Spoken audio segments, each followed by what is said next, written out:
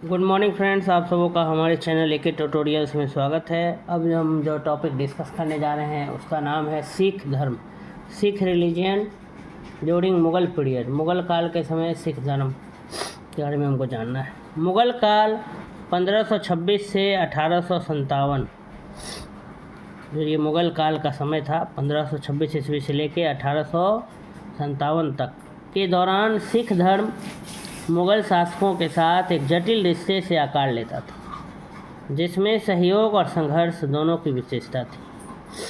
कह रहा है कि मुग़ल काल में 1526 से लेकर 1857 का जो समय है, इस दौरान सिख धर्म जो था वो मुग़ल शासकों के साथ एक जटिल रिश्ते से क्या करता था, आकार लेता था। कॉम्प्लेक्स रिलेशन था, कॉम्प्लेक्स था क्योंकि इसमें सहयोग की भावना भी थी और संघर्ष भी था। इस समय के दौरान सिख धर्म का विकास विभिन्न मुग़ल सम्राटों के कार्यों और नीतियों के साथ सिख गुरुओं द्वारा अपने विश्वास और समुदाय की रक्षा के प्रयासों से गहराई से प्राप्त हुआ।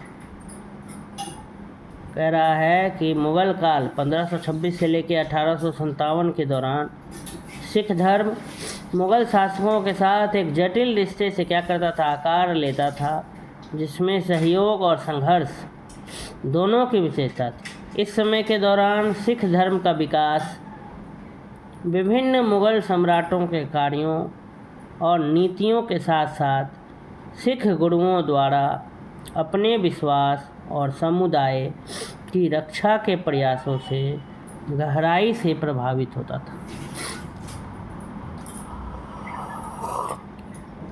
मुग़ल काल जो कि 1526 से 1857 के दौरान सिख धर्म जो है मुग़ल शासकों के साथ एक जटिल रिश्ता का आकार लेता था। कॉम्प्लेक्स रिलेशन था, जहां सहयोग भी था और संघर्ष भी था, दोनों देखने को मिलता था।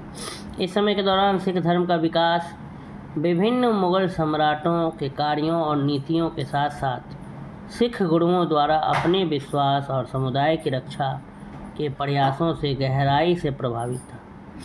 कह रहा कि इस समय के दौरान सिख धर्म का जो विकास था, विभिन्न मुग़ल सम्राट, अलग अलग जो मुग़ल सम्राट के जो कार्य थे, नीति थे, उनके साथ साथ सिख गुरुओं द्वारा अपने विश्वास और समुदाय की रक्षा के प्रयासों से गहराई से क्या थे, जुड़े हुए थे, संबंधित। सिख धर्म के संस्थापक गुरु नानक 1469 से लेकर के 1539 तक मुग़ल साम्राज्य की सत्ता में आने से ठीक पहले रहते थे। उनकी शिक्षाएं शुरू में उत्तर भारत के धार्मिक और राजनीतिक संदर्भ द्वारा क्या लेती थी, आकार लेती थी। सिख धर्म के जो संस्थापक थे गुरु नानक जी 1469 से 1539 तक मुग़ल साम्राज्य के सत्ता में आने से ठीक पहले रहते थे और उनकी शिक्षाएं शुरू में उत्तर भारत के धार्मिक और राजनीतिक संदर्भ द्वारा क्या लेती थी, आकार लेती थी। मुग़ल सम्राट बाबर 1556 से 1605 सीधे तौर पर सिख धर्म से जुड़ा नहीं था, लेकिन उसके शासन ने उत्तरी भारत में मुग़ल नियंत्रण के शुरुआती चरणों को चिन्हित किया, जिसका बाद में सिख समुदाय पर क्या पड़ा, प्रभाव पड़ा। मुग़ल सम्राट जो बाबर थे 1556 से लेकर के 1605 इसी पर सीधे तौर पर सिख धर्म से जुड़े नहीं थे, लेकिन उनके शासन में ने उत्तरी भारत में मुग़ल नियंत्रण के शुरुआती चरणों को क्या क्या चिन्हित किया, जिसका बाद में सिख समुदाय पर क्या पड़ा, प्रभाव पड़ा। मुग़ल सम्राट अकबर की बात करें अगर 1556 से 1605 की नीतियों ने सिखों को कुछ हद तक स्वतंत्रता के साथ अपने धर्म का पालन करने की अनुमति दी और उन्होंने गुरुद्वारों के निर्माण सहित धार्मिक बुनियादी ढांचे के निर्माण का क्या किया, समर्थन किया। मुग़ल सम्राट अकबर की नीतियों ने जो है सिखों को कुछ हद तक क्या दिया, आज़ादी दिया कि आप अपने धर्म का पालन कर सकते हैं, और उन्होंने गुरुद्वारों का निर्माण सहित धार्मिक बुनियादी ढांचे का भी क्या किया, समर्थन किया। पाँचवें गुरु अर्जुन देव ने इस समय के दौरान सिखों के पवित्र धर्म ग्रंथ का पहला संस्करण संकलित किया, और गुरु ग्रंथ साहिब जिसको कहा जाता है, सिखों के पवित्र धर्म ग्रंथ, उनका प्रथम संस्करण क्या किया, संकलित किया। और इन्होंने अमृतसर में स्वर्ण मंदिर भी बनवाया, गोल्डन टेम्पल जो अमृतसर में है, वो पाँचवें गुरु अर्जुन देव ने ही क्या क्या निर्माण कराया। पांचवें गुरु गुरु अर्जुन देव ने इसी समय मुगल सम्राट अकबर के काल के समय सिखों का जो पवित्र धर्म ग्रंथ है गुरु ग्रंथ साहिब, उसका पहला संस्करण क्या किया, संकलित किया। और इन्होंने अमृतसर में स्वर्ण मंदिर भी बनवाया।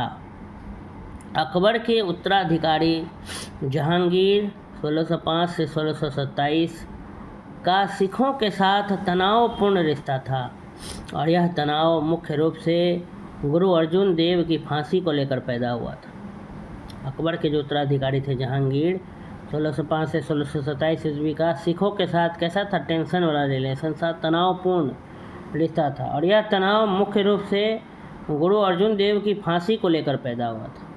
इस घटना ने सिख इतिहास में एक महत्वपूर्ण मोड़ को चिन्हित किया, क्योंकि इसने सिखों को एक समुदाय से एक राजनीतिक रूप में सक्रिय समूह में बदल दिया। कह रहा है कि अकबर के जो उत्तराधिकारी थे जहांगीर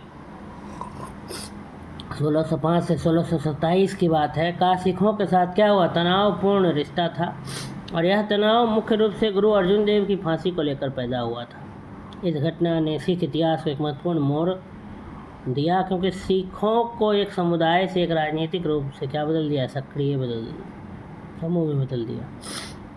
शाहजहां 1628 से 1658 का शासनकाल सिखों के लिए अपेक्षाकृत स्थिर था, लेकिन तनाव बना रहा। ताजमहल के निर्माण और साम्राज्य के विस्तार ने मुगलों का ध्यान सिखों से क्या किया, हटा दिया। इसके पश्चात औरंगजेब 1658 से 1707 के शासनकाल में गुरु तेग बहादुर जो 9वें गुरु थे को पदच्युत कर दिया गया था। 10वें गुरु गुरु गोविंद सिंह ने 1699 ईस्वी में खालसा को संस्थागत रूप दिया, जो मुगल उत्पीड़न के खिलाफ सिख राजनीतिक और सैन्य प्रतिरोध की क्या बन गया, रीढ़ बन गया खालसा। गुरु गोविंद सिंह ने पाँच को केस, कारा, कंग, कचरे और कृपान की क्या की स्थापना की। कच्छा हो गया, कचरे लिख दिया गलती से। केस, कारा, कंगा, कच्छा और कृपान की स्थापना की।